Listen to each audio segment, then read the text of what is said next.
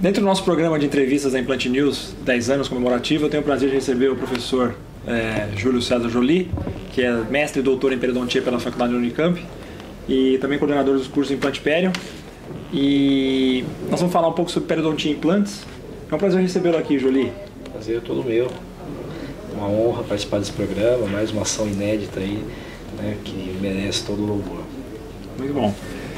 Separamos algumas perguntas aqui para você. A gente sabe do teu conhecimento, da tua destreza com relação ao tratamento dos tecidos moles. E eu queria saber, para a gente começar, nesses últimos 10 anos, traçando um paralelo na tua memória, tudo que você vem praticando, executando nos últimos 10 anos, o que mudou mais rápido na implantodontia? O seu modo de trabalhar, basicamente, ou foi a implantodontia em conjunto? Foi a evolução do seu modo, mais a tecnologia que a gente tem ao alcance. Como é que você gostaria de explicar isso para a gente? É difícil responder de uma maneira pontual o que foi mais rápido, porque ambas as mudanças aconteceram simultaneamente, né? Eu não consigo interpretar a periodontia dos dias de hoje, né, em nenhum aspecto parecida com a periodontia de 10 anos atrás, né? E sem dúvida, né, as grandes mudanças estão centradas justamente na incorporação dessas ferramentas periodontais na busca de resultados mais equilibrados, né?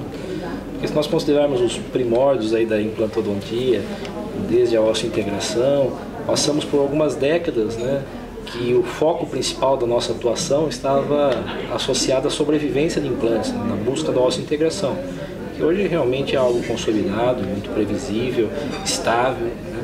Mas as grandes frustrações com a utilização dos implantes estavam relacionadas às reabilitações, né?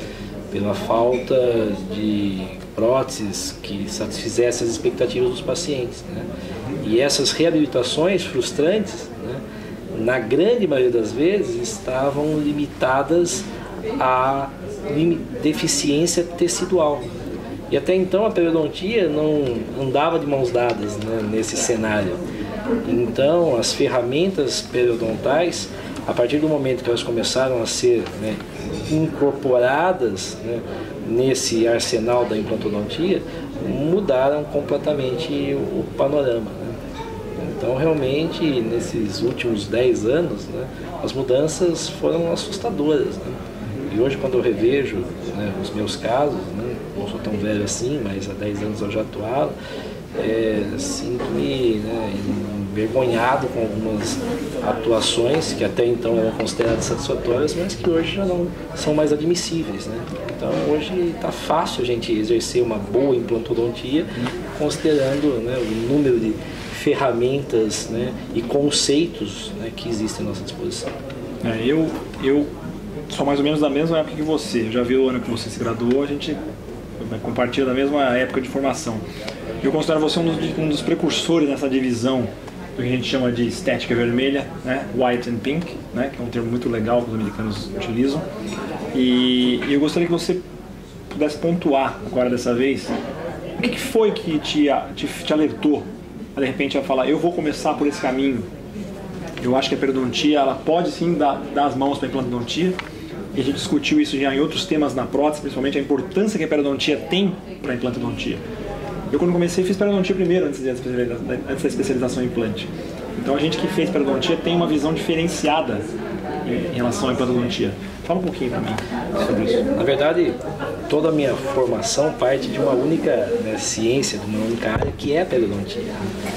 E a periodontia clássica, né, durante muitas décadas, preocupou-se exclusivamente com o tratamento da doença, né, com o controle de quadros infecciosos, né, estabilizando a evolução de problemas, mas sem recuperar o que já havia sido, né, destruído.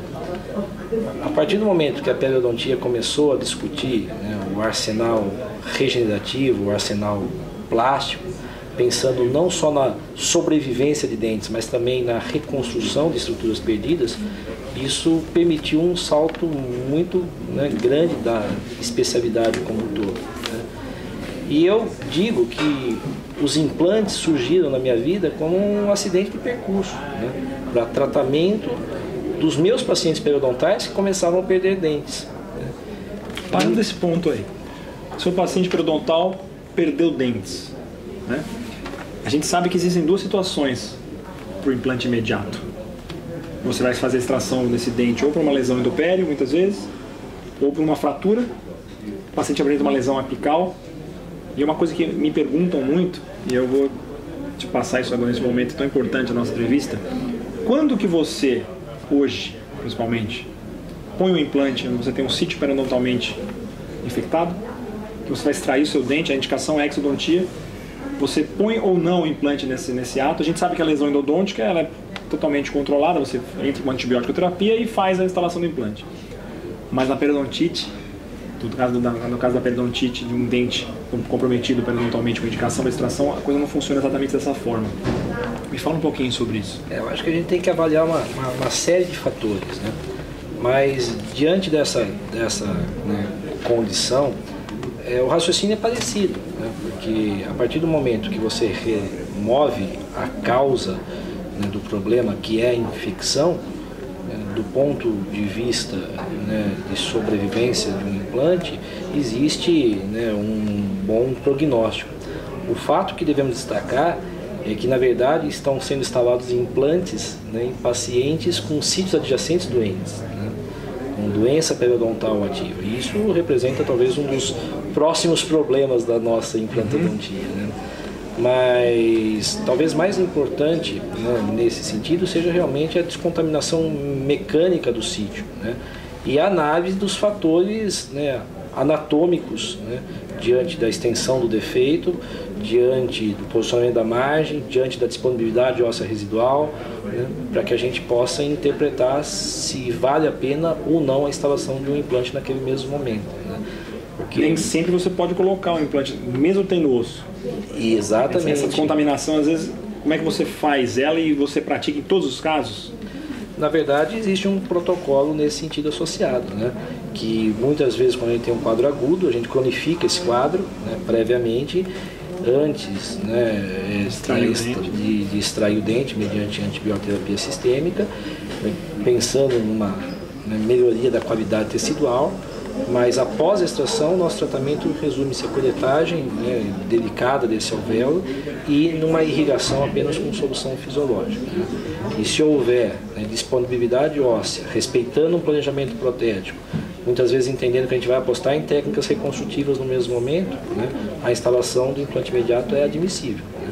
O grande problema é que muitas vezes não se planeja de uma maneira reversa. E aposta-se na instalação do implante apenas, né, seguindo o osso residual, o que implica na integração, infelizmente, mas sem a possibilidade de um aproveitamento protético razoável, né? Mais interessante, né? Periodontia, dente implante. O que falta agora? A gente trazendo um pouquinho para a formação desse profissional, desse futuro profissional. O que você acha? O que você colocaria, ou agregaria, acrescentaria, enfim, ou não faria nada em relação aos conceitos de graduação? O aluno que está se graduando hoje. O que você, da sua forma, com a sua experiência, a forma como você está no meio acadêmico, o que você enxerga de necessidade na graduação em relação à formação do aluno como na linha de periodontia e implantodontia? Na verdade, eu tenho uma opinião muito particular, né? E esse foi o foco do nosso trabalho nos últimos 10 anos, na disseminação desse conceito da periimplantodontia, né? Eu, particularmente, eu não consigo interpretar a implantodontia como uma especialidade odontológica, né? Outros centros também têm essa mesma dificuldade, né? O Brasil adequou-se à criação dessa especialidade, mas o fato é que os implantes representam ferramentas odontológicas para a substituição de dentes, né, ausentes ou condenados. Mas todos os conceitos biológicos e técnicos partem de duas áreas basais, que é a periodontia e a prótese, a reabilitação.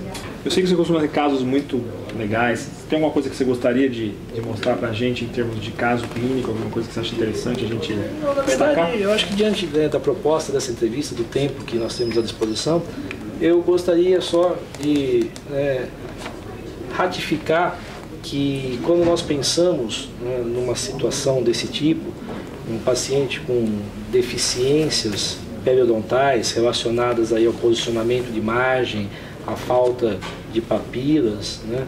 O fato dos dentes estarem ou não condenados, né, não devem interferir no nosso planejamento, né? A partir do momento que nós nos defrontamos com uma situação desse tipo, que envolve, né, a condenação de 2 centrais, né, claro que isso representa, né, um grande desafio, todos nós sabemos disso, mas os implantes não podem representar, né, ou de uma forma prioritária, a peça principal desse quebra-cabeça. Porque se nós pensarmos na condenação dos dentes e na instalação dos implantes em primeiro plano, certamente a gente vai chegar a resultados frustrantes e limitados, né? Se não houver o entendimento de conceitos periodontais na busca da equalização do posicionamento das margens, na busca, né, de um equilíbrio estético e funcional, os implantes por si só não são capazes, né, de resolver situações, né, como essa. Então, quando a gente aposta na discussão desse conceito da perioimplantodontia, né, diante de uma análise comparativa dessas duas, né, situações, em que do lado esquerdo temos uma paciente com todos os dentes bem posicionados, mas que se queixa dessa retração, dessa recessão da margem do incisivo central do lado esquerdo, né? E já do lado direito temos uma paciente também com queixa relacionada a essa discrepância da margem entre os centrais aparente no seu sorriso. Devemos entender, né, que o fato desse incisivo central, né, estar condenado não deve interferir no nosso planejamento, porque quando a gente pensa nos tratamentos, a utilização de recursos reconstrutivos, né, focados na manipulação tecidual a partir de um enxerto de conjuntivo, de técnicas minimamente invasivas, né, elas se mostram eficazes, né, na resolução de ambas as situações, né. O fato de, nesse caso especificamente, termos um implante instalado associado a uma prótese temporária, não muda, né, a utilização de recursos periodontais em prol da otimização do volume tecidual, tão importante para que tenhamos um arcabouço suficiente e necessário para uma reabilitação verdadeiramente convincente. Gostaria de agradecer então a presença do Jolie aqui no nosso programa de entrevistas, 10 anos em implantodontia, e parabenizá-lo aí por todo o trabalho que vem feito ao longo da... Parabéns pelo Implant News, que dá o aniversário da revista. Isso aí. Obrigado.